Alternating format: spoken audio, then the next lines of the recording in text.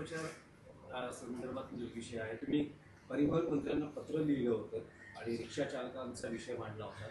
काल परिवहन मंत्र्यांचं एक विधान आलेलं आहे. जे काही तुमच्याकडून आरोप वजा टीका झाली होती की रॅपिडो सारख्या काही ज्या ॲप्स आहेत किंवा ज्या काही कंपन्या आहेत त्यांचे परिवहन मंत्र्यांची काही व्यावसायिक मी असं बोललो नाही. मी असं त्या पत्रामध्ये माझा असा कोणाचा उल्लेख आहे का? नाही. त्यावर पण परिवहन मंत्र्यांचं असं म्हणणं आहे की असे जर काही पुरावे असतील तर ते संजय राऊतांनी समोर आणा. बघा, परिवहन मंत्री हे या महाराष्ट्रातले एक धर्मात्मा आहेत, बरं. आणि ते आता राज्याचे परिवहन मंत्री आहेत. नाशिक आणि इतर भागातल्या रिक्षा चालकांच्या संघटनांनी माझ्याकडे जी कागदपत्र सुपूर्द केली त्यात स्पष्ट दिसतं आहे की सरकारमधल्या काही मंत्रिमंडळातल्या म्हणजे मंत्र्यांना रॅपिडोनं विविध मार्गाने उपकृत केलं आहे. मी कोणाचं नाव घेतलं का? उपकृत केलं आहे. त्यांची सार्वजनिक मंडळं, त्यांच्या दहीहंड्या यांना प्रायोजक म्हणून पैसे दिले. म्हणजे हा जो इंटरेस्ट आहे त्याला म्हणतात कॉन्फ्लिक्ट ऑफ इंटरेस्ट. ठाण्यातली जी दहीहंडी परिवहन मंत्र्यांची असते वर्षानुवर्ष, त्याच्यामध्ये मला त्यांनी मुलांनी दाखवलं रिक्षा झालं.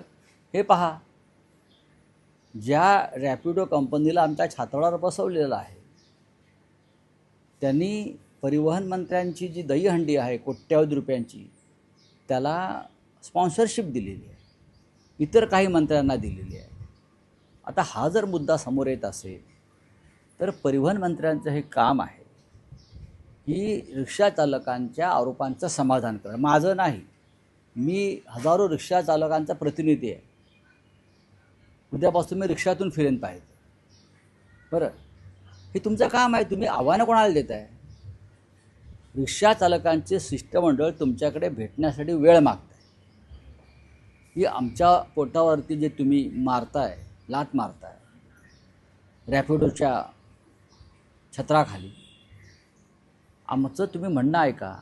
परिवहन मंत्र्यांना रॅपिडोबरोबर बैठक घ्यायला वेळ आहे, पण मराठी रिक्षा चालक आहेत महाराष्ट्रातले, त्यांचं ऐकायला वेळ नाही. ह्याच्यावर बोला, आव्हानं देऊ नका. तुम्ही अडचणीत या. याच रिक्षा चालकांचा विषय होता जो मराठी भाषा रिक्षा चालकांना येण्यासंदर्भातला परिवहन मंत्र्यांनी जो नवा नियम किंवा एक नवं पाऊल उचललेलं आहे. मुख्यमंत्र्यांनी सांगितले की आणखी 3 महिने त्यांना मुदत वाढवून द्या. आणि हे मुख्यमंत्र्यांनी दिलेली नसून उत्तर प्रदेशच्या ज्या निवडणुका आहेत त्यासाठी त्यांना त्यांचे जे पक्षप्रमुख आहेत, त्यांचे पार्टी चीफ अमित शहा वगैरे, त्यांच्या सूचनेनुसार आता मुदत वाढवली जाते. पण ठीक आहे, त्याच्यामध्ये आम्हाला पडायचं नाही.